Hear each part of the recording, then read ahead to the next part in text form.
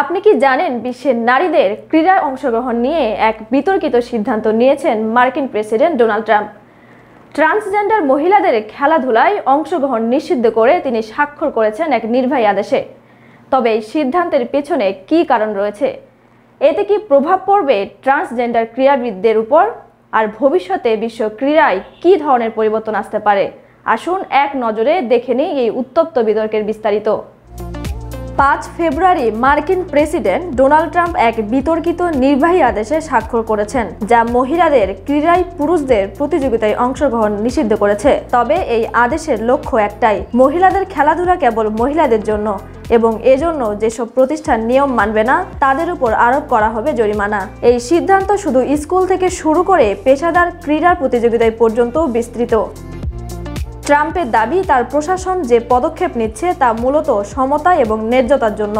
এর আগে সেনাবাহিনীতে বৈচিত্র্য ও অন্তর্ভুক্তি উদ্যোগকে অপসারণ করা হয়েছে। ট্রাম্প জানিয়েছেন তিনি চান না পুরুষরা নারীদের খেলাধুলায় প্রতিযোগিতা করে তাদের উপর প্রভাব ফেলুক। এক কথায় মহিলাদের খেলাধুলায় যুদ্ধ শেষ হয়েছে বলে সাফ জানিয়েছেন তিনি। তবে এই সিদ্ধান্ত নিয়ে চলছে তীব্র বিতর্ক। এক পক্ষ বলছেন ট্রান্সজেন্ডার মহিলাদের অংশগ্রহণের কারণে নারীদের জন্য এই প্রতিযোগিতাগুলির ন্যায্যতা সংকট পড়তে পারে।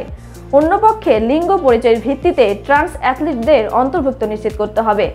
2022 সালে ট্রান্সজেন্ডার সাঁতারু লিয়া থমাসের অংশগ্রহণের পর এই বিতর্ক আরও তীব্র হয়েছে।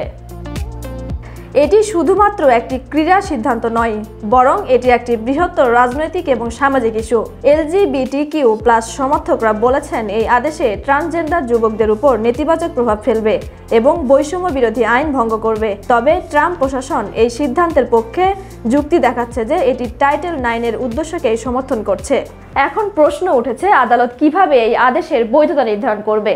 আর যদি এই সিদ্ধান্ত বহাল থাকে তাহলে বিশ্বে ক্রীড়া অঙ্গনে কী ধরনের নতুন সংকট সৃষ্টি হবে সময় বলবে।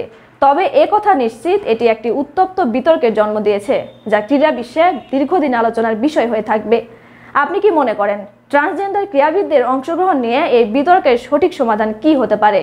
মতামত জানতে ভুলবেন না।